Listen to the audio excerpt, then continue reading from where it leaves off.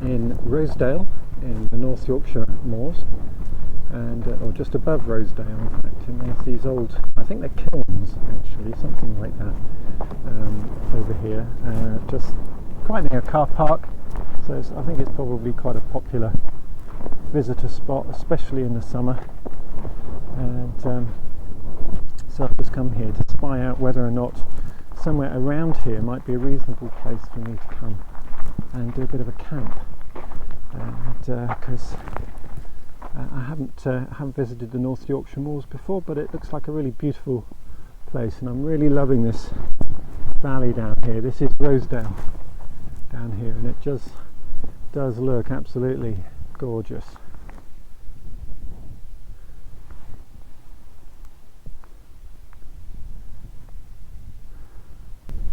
And I'm on a bit of a recce really. Although I've got all my camping gear and everything with me, I'm not actually going to do a camp, but I've brought some of it with me, because one of my fellow YouTubers, Trev from Summit or Nothing, good chap and good channel, has challenged me with the 5 C's challenge for survival stuff. And so I thought I'd come out here, and while I was here doing a recce, that I would take the opportunity to review some of those things that begin with the letter C.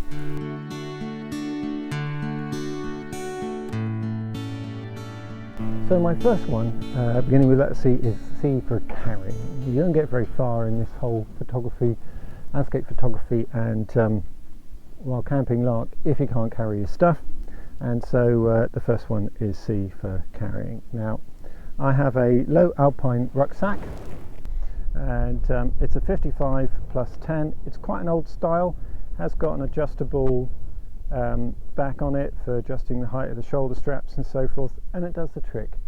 I bought this particular one because of a feature at the base here. I just take off these. You'll see that it has this lower section here, which is separated from the top section. That must be about a 20 litre section in its own right, I would think, 15 to 20 litres, and it just happens to be exactly the right size to fit in there my internal camera unit out of my photography bag. So if I want to carry photography gear in the bottom of that, I can do, but at the moment I don't use it for that purpose. But anyway, here we go. That's the first one. The first C is C for carry, and that is my rucksack.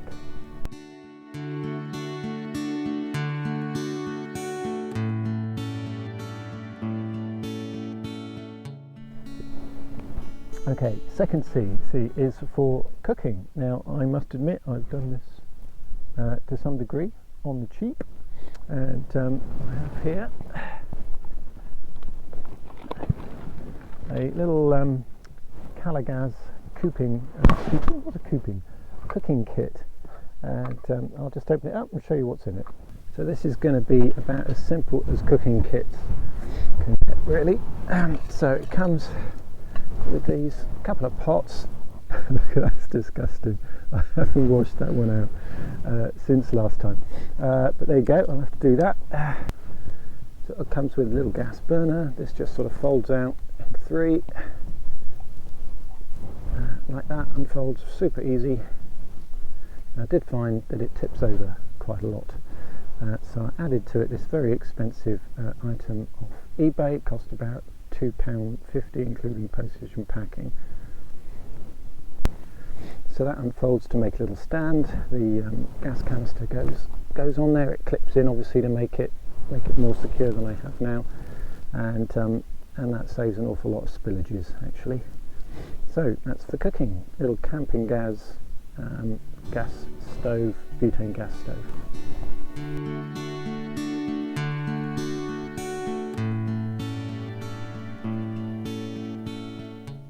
Okay, C is also for clean water, and in order to do that I have this little device. If I'm out and about and I find myself short on water, then I have the Life straw here, and this includes a filtration system. You just suck it up through the straw. Now this is not really any good for producing water that you can cook with. This is really just for stuff that you're going to drink straight from the bottle. so you can't filter it into some other container, I'm afraid.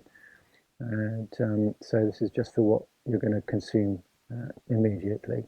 So the life straw there, and this I'm told is good for something like about 1,000 litres before you have to replace the filter. So that's going to keep me going for a good long time. I've got to say that most of the time I carry all the water with me that I'm going to use on a trip, because normally I'm just going overnight. So I normally also carry a water bladder in my backpack with just a long tube straw, so that I can drink from that on the go. And I normally have one other bottle of water that I can drink from as a spare, and that I use for cooking as well.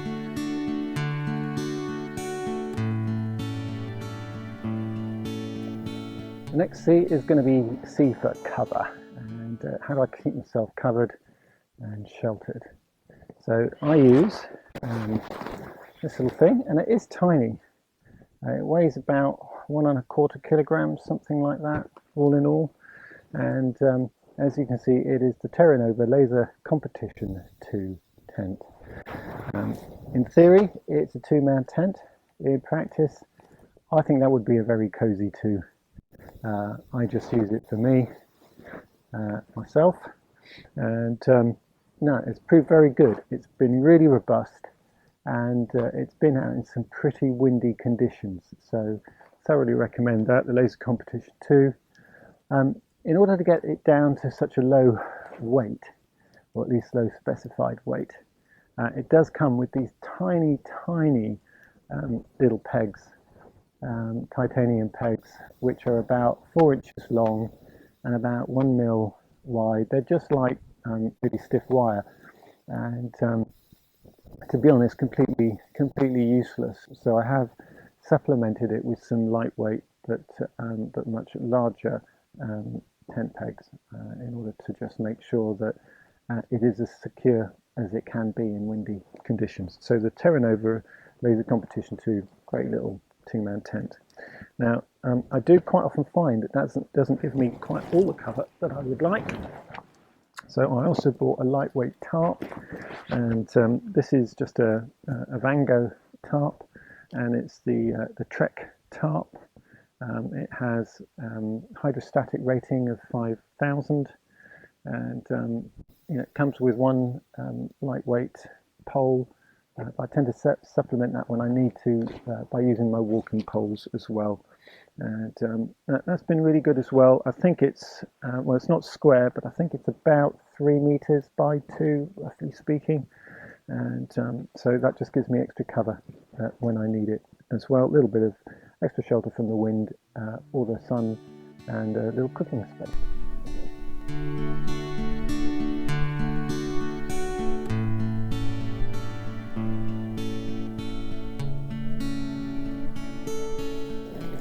Now, I do also like to be reasonably comfortable when I'm out camping.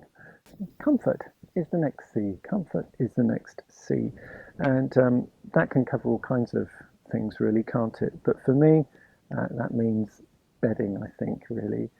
If you can't get a decent night's sleep, then you're in all sorts of bother. So what do I use for bedding? So this here is what comprises my sleeping system for the main part. First of all, cheapy little foam mat. I didn't used to use the foam mat to begin with, but I found increasingly that for winter camps especially, some additional insulation between me and the ground was absolutely essential. I had a couple of really cold nights, so that was absolutely £5 well spent from Argos, I think. So in terms of sleeping bag, I've got the Vango Ultralight 600 there.